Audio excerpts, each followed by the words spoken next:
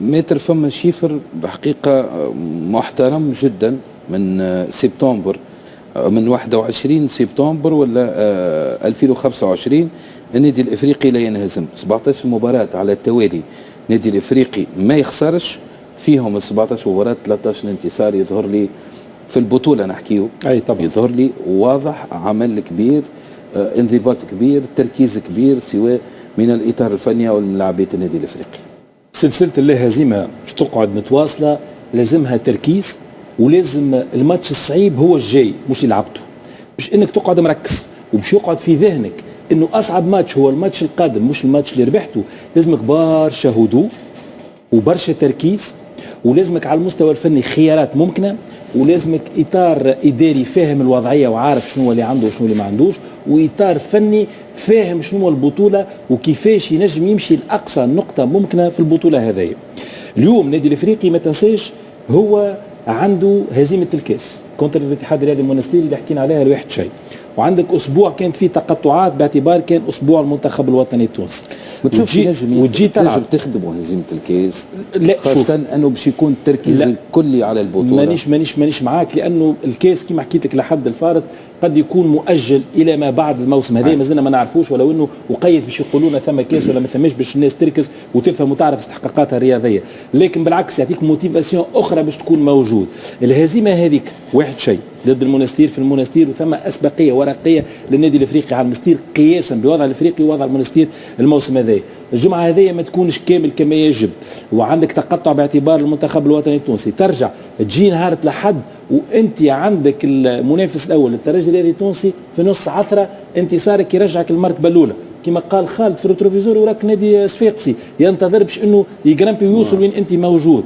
اللي تلعب له مستقبل جابس يلعب كل نقطة تعني البقاء، كل ربع نقطة تعني الحياة. مدرب جديد جاي ويحب يعمل الماتش الأولاني نتاعو كبير، ما كانتش خايبة جابس اليوم على المستوى الدفاعي، تزيد الدقيقة الخامسة، الدقيقة العاشرة، الدقيقة 20 30 مازلت ما ماركيتش صادق، دونك تبدا تصعب شوية المباراة عليك. لكن إذا كان اللي لخصوها نقولوا إنه الشوات كان حاسم وقت اللي حط الكرة في الفيلي في الوقت اللي لازمها تحط فيه باش النادي الافريقي يدخل مرتاح في الشوط الثاني ويلعب الشوط الثاني كما يلزم. الافريقي ما زادش البوتو الثاني اللي نجم يرتحوا في المباراه. شامخ كان شامخ، الشامخ كان شامخا، لانه انا عندي عباد تفرجوا في الاستاد ما شافوا لا ريم تاع الجارديان كان كيعاودوا رجعوا باش تفرجوا فيها، ماك تعرف خذ الاستاد والدنيا وكذا ما نجمش تكون مركز. التايمينج في 93 دقيقه لعب بالاريتي تصير الروبان قبل الجارديان يكون حاضر في 93 دقيقه لعب. رد بالك، والاكثر المهم بالنسبه للشامخ مش في اطار المدح، لا في اطار يحط ساقي على القاعه ويخدم ويكمل القدام. انك تنجم تجري في ال 21 عام الدعوه الاولى للمنتخب، الماتش الكبير اللي عملته مع المنتخب 21 عام، لا 23 عام 24 عام 23 في بالي 24 وران درجه مازال صغير صغير. شوف هو المؤكد الشامخ اليوم على الاقل ضمن حاجه في المنتخب، حتى اذا ما يكونش موجود في القائمه، فانه الشامخ باش يكون هذاك عند صبري اللموش. شوف هذاك عند صبري اللموش اللي باش تشوفوا صبري اللموش، واللي باش يراه هو الاطار الفني نتاعو، واللي باش يراه هو مدرب الحراس الاجنبي اللي معاه الاكفى الاحسن. رانا نحكيو على تونس بالله، ندافعوا على دربو تونس. الاكفى والاحسن والافضل جاهزيه بدنيه وذهنيه وفنيه خلي يمشي المنتخب. الاراء باش تختلف، فما ناس اللي ثم اختلاف في الاراء وثم دزان في الاراء، خلينا نقولوا في الاختلاف الفني. مين في الاخر راهو صبري لموشي والاطار الفني لا باش يتاثر لا بكلامي لا بكلام حتى حد، متفاهمين. معناها لكن الضغط يخلي العباد تخمم. نحبوا الضغط الايجابي حسب ما نشوفوا راهو في مدرب عنده شخصيه، طبعا هذاك علاش انا قلت لك وحلينا بارونتيز اخرى، راهو نحبوا البلاد ونحبوا دربوا البلاد، الافضل الانجع الاحسن هو اللي يمشي في حراسه المرمى، رير لاتيرال، بونتا، الافضل لتونس والمنتخب الوطني التونسي. علاش قلت لك صعيب الاسبوع هذا على مهيب الشامخ؟ لانك تجي باش تلعب في النادي الافريقي، تلعب ما تلعبش ومن بعد تركز روحك كاساسي في النادي الافريقي، لانه ما بدينا مباراه من اول الموسم هذا.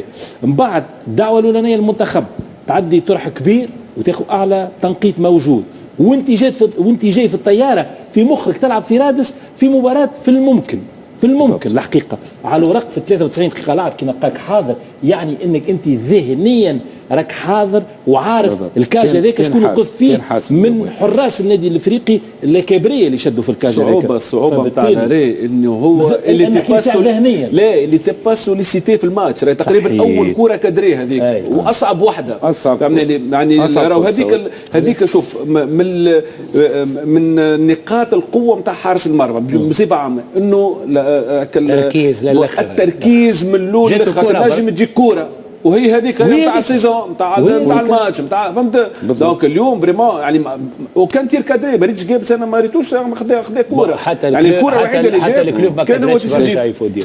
خلينا نرجعوا شويه الكلوب ما قدرش جوست نكمل لك نحكيو عليه هو الفكره خاطر لا ديسيزيف. وي الشوط كان حاسم لاري ديسيزيف وخلت الكلوب حيه في باقي الجولات باش تنجم تنافس على المرتبه الاولى ولا المرتبه الثانيه. والحاجه الثالثه ونختم لك بها، المباراه صعيبه رغم انه الارقام كانت للنادي الافريقي، يعني نسبه امتلاك الكره 68 70% بين 30 و 32%، لكن المباراه صعيبه خاطر قعدت في الواحد شيء وجاتك الغسره نتاع 93 دقيقه لعب ومن بعد جات الدو زيرو. لكن النقطه الثالثه المهمه في النادي الافريقي انك تلقى في التغييرات كينزومبي ويت مالك والشريمي والصادق محمود ثم حلول على دكه البدلاء، خاطر اللي سميتهم ينجم يبدا بهم فوزي المزارتي وينجم كي يدخل تقول راهو هذا عنده الحل ومازال قديده عندك غايبين انت ومازال قديده. دونك ثم زاد حاجه تخليك تغزر لبقيه المشوار وانت سقيك على القاعه، لاني انا ديما نقول العبره بالخواتيم، والخواتيم في صفيره النهايه في اخر جوله. هذا الكل ماله الا انه باش تقعد موجود ومنافس، لكن اصعب مباراه